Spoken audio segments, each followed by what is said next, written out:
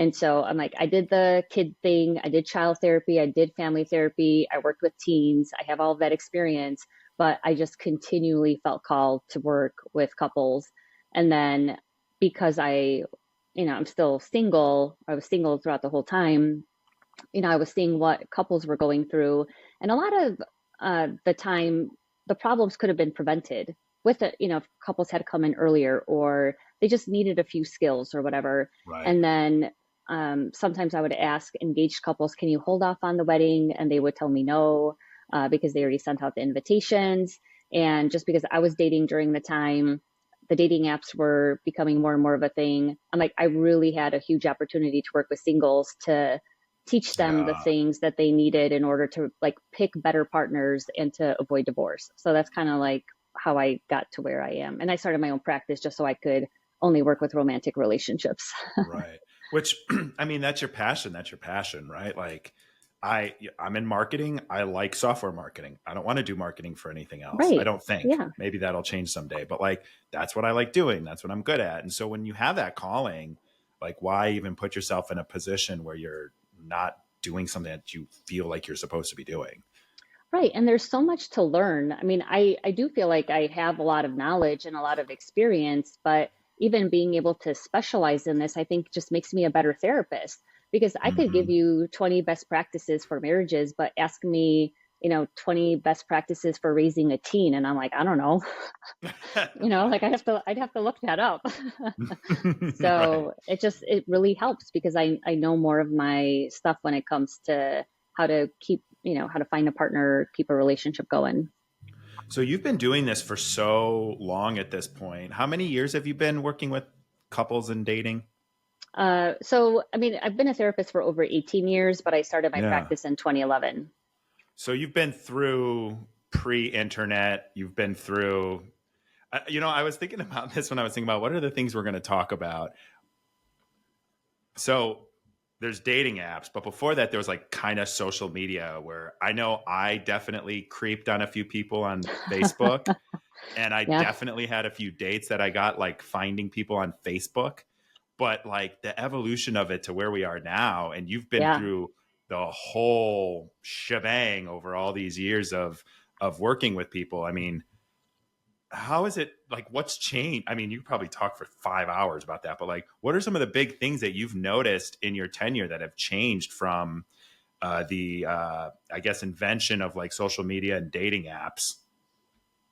Well, I think one of the biggest things, or like the most common thing that my singles come in for, is that they don't know who is a good partner. Like they don't know who would be a good fit.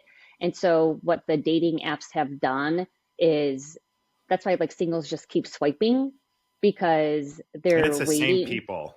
It's Yeah, I always the know. same people. I know. I wonder what guys would say about me when they see me though. But I'm not choosing to be single. Like I would really love to get Yeah. married someday, but I think it's when you don't know what to look for. And again, this goes back to lack of knowledge, lack of skills. Nobody teaches you. There's not a course that you sign up for that will tell you, hey, these are things to look for in order to find a good partner. And so because people don't know, and what a lot of my singles do is they date based on a feeling, which drives me crazy.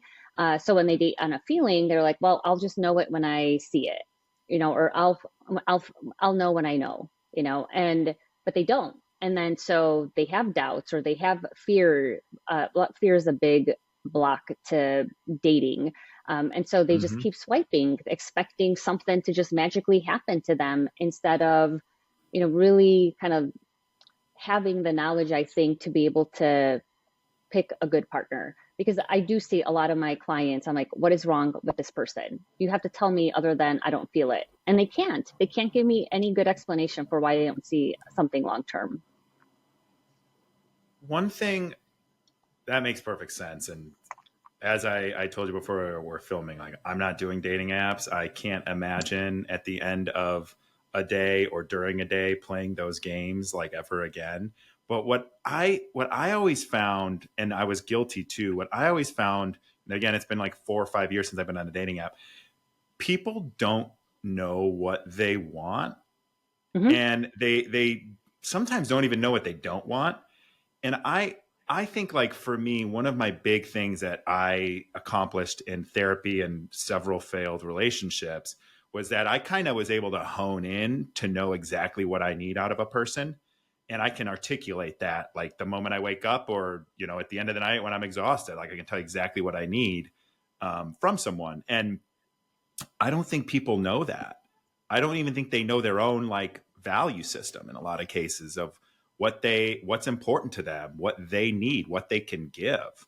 Do you think I'm off base there, or do you think that could be like a contributing factor? No, you're 100% correct. I mean, that's part of the work that I do with my clients. Like I mean, I do have like a blueprint that I do with them to help them figure out like who's a good fit. And even when we finish the blueprint, I'm like, listen, you're still not going to get everything from this piece of paper. Like you have to pick, like, there are trade-offs with anything, when you meet a person, but like if you don't know what you're looking for, then you are just going to be dating based on a feeling and you're hoping that like lightning will strike and you're like, aha, this is the one, right? Yeah, But it which it doesn't work can, that but way. it's not. Yeah, it's Yeah, not but if yeah, normal. but if you know more of what you want, then also going back to what we talked about with communication. So like I find a lot of my singles, they really don't do the dating process well. And what I mean by that is the whole point of dating, if you're dating for something like a long-term relationship or marriage, is to assess the person as a fit. Most people just rush it. I don't want to waste time. Or, they think they're going to know after a 2-hour date if they're going to be with someone for a while. Like, and so if you know what you're looking for, then your dates are going to be different because then you're going to be asking more appropriate questions to determine, is this person a good fit for me?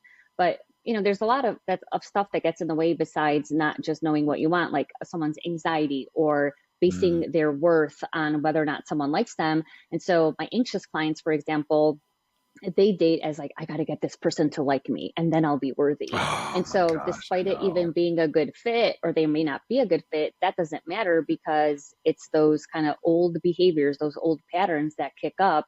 And they're like, I'm going to do whatever it takes to make this work. I'm like, you don't even know if the guy has a temper. Like, what are Well, you and doing? I I'm no guru or anything, obviously, but I always used to tell like my younger friends that I would work with or something that would be in just all of this drama. Be like, when a guy likes you or a girl likes you, you'll know it. You'll know Hmm. that you won't be wondering, why haven't they asked me to hang out? Why haven't they taken me on a date? Why haven't they responded for 3 days? Like those are just the telltale signs. And it's not you, but that Right. person is not into you, or you are plan B, or you are, you know, not someone that they're willing to invest the time in and the energy, which my biggest critique always of dating, especially since the apps, is that everybody's has this mindset that they're a swipe away from this iconic perfect person that, by the way, they don't even know what that would look like. And so Right. they don't even take the time to get to know each other. Like Yeah. for me on dating apps back in the day, which I'm not on anymore at all, it was like, oh, I actually went on a date with someone. I like them. I want to see them again. Maybe I won't go and make 5 more dates for the next 2 weeks, Right. and I'll invest time in getting to know that person. And I don't think people do that. I mean, you can date around, it's your prerogative, right? If you're open about it. But I just don't think people take the time. And whether it's fatigue or afraid of getting hurt, or, you just want to date around, which is its own thing that's fine to do. But Hmm. I just don't think people invest in getting to know each other anymore. Yeah. Or they just chase the spark. And so when they don't feel a connection on the first date, they are immediately dismissive. And I mean, I see a lot. Like I think on the dating apps, I again, this is just my like clinical experience with Mm-hmm. clients and my personal experience as well, because I am on them, is there are a lot of anxiously attached and avoidantly attached people on the apps. They And when love each my other. yeah, Moths but to a flame. when my securely attached clients, that's why I do recommend still, I like the hybrid of, meeting people in real life, but also using dating apps. But I think the like being able to be on the app allows you to like meet other people and on the apps, but they don't stay on there too long because they're not swiping to, let's say, all right, well, I had this great date. Now I'm going to find 4 more people to go on dates with. Like they are much more likely to date one person at a time, get to know that person, assess them. Okay, is this a good fit? Like, do I see myself with this person long term?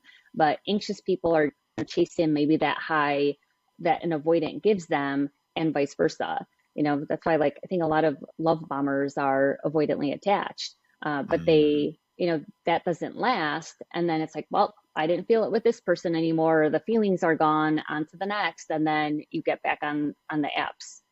So that's why, like, I do recommend people go on the apps, but finding that securely attached person, I mean, it is more difficult but it is maybe a little bit luck and a little bit timing, because they're not on there that long. Like they want to get off the app as quickly as possible.